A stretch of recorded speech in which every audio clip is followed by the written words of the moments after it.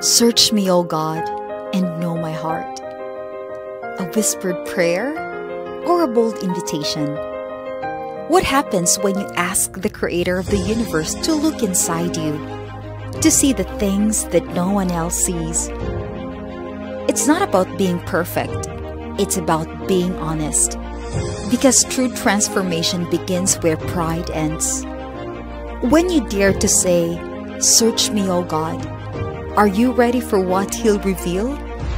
What would you discover if God searched your heart today? Find out the answers in Search Me, O God, today on Good Morning Pastor.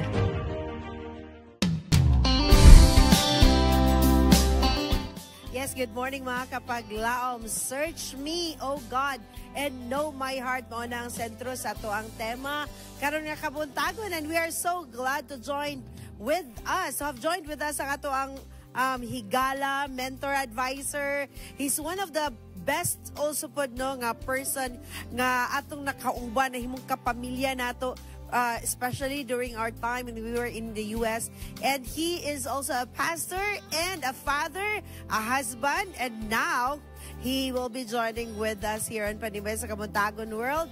Pastor Alger Prajes, good morning, Pastor. Good morning sa tanan.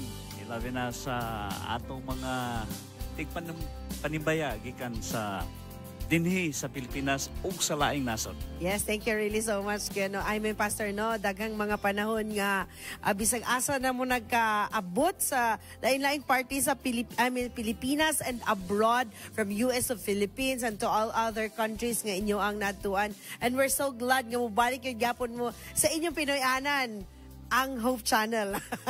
Balik yapon kay mo man ni atong balay. Amen. So, bisan asa ta ato gyapon ginapaminaw ni atong Hope Channel kay naani sa atong kasing-kasing na dili na ni mawala sa atong kasing. Di na malaksi. Okay, Pastor, the psalmist in Psalms 139, King David, ingon siya dito sa verse 23 and 24, "Search me, O God, and know my heart, and examine my deepest thoughts, and lead me to the way of everlasting." Nganong nag-ingon man si King David ani og search me? Unsa iyang backstory ani? Ang nakanindot ani kay ug moingon ka sa tawo nga usisaha ko. Meaning ang katoy imong giingnan na ay katungod. So iyahang gitan-aw ang Ginoo nga higher, pinakataas nga tao sa iyang kinabuhi. Higher being. Mo nang siya nga, Ginoo, susiha ko. Kaya unsa di ka nasa kasing-kasing nung ano pasusi man? I mean, by that, nabay realization si David nga marag something is wrong in his heart? Pwedeng wala, pwedeng naa. Pero ang nakanindot, ana manggod, di ba, kadaadlaw, mas maayo nga kadaadlaw atong ipasusi ang atong kinabuhi sa Ginoo. Mura bag kung naka-hypertension, magsikag pa check o BP. Kaya makabalo kag unsa imong status. So, constant monitoring and constant, kumbaga, constant knowing kung unsa imong kahimtang. And that's why we have to give our hearts to God for Him to search us.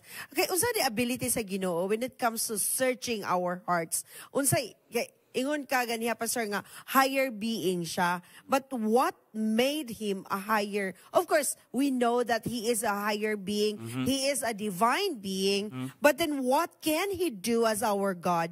Nganong kinahanglan man gyud nato ipa-search iya?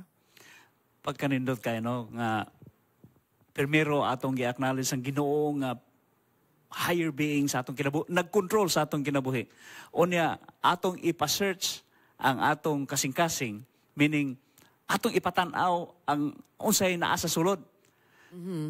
Mahibalaan, di ba, kung atong basahon ang tibok nga kapitulo, naghisgot dito nga ang Ginoo na sa tanan, bisan gani sa iyahang naapa siya sa womb sa iyahang mama, nahibalaan na daan sa Ginoo. So tanan kabalo ang Ginoo kung kinsa ka. Pero nganong ingon pa manggid ang Ginoo nga ingon pa manggid si David nga, Ginoo, search me. Kaya nga naman, sa pagpangita dito, mahibalaan kung unsa ang imong standing karon, kung unsa imong gikinahanglan. And by giving it to Him as our God, siya ang makagiya, right? Nga siya ang makahatag sa atong wisdom nga. By His being a divine creator, mas nakabalo siya og unsay okay para sa tua. And by searching our hearts, unsa may ma-benefit nato? Isip usa ka tawo, isip usa ka Kristiyano. Ang benefit, mahimong ma-healthy ka spiritually. So, kung nakita sa Ginoo nga doon na kay kasalanan, iya mangi-offer ang iyahang pagpasaylo.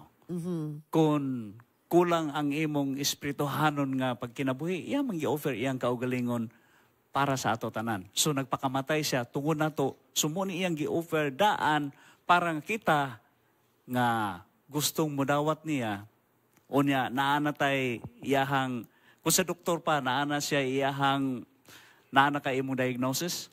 So, muna imong diagnosis, unsa imong imuon. Prescription dayon. Prescription dayon.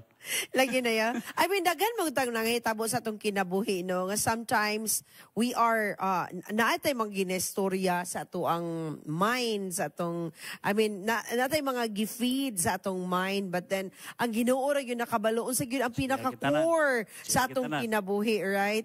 So, kung makabalos siya, mas naatay, I think na ang pinaka-ano is, ang revelation na ni Pastor Alger, no? Kanibitang giingon nga, ang prayer yun ni David, nga iyag yung gisabit iyang kaugalingon sa Ginoo. Iyang gihatag ang tanan ngadto sa Ginoo. Nga dili gyud nga murag ang Ginoo lang yung nagkuhan nga. Nagyud siya submission nga gipahigayon.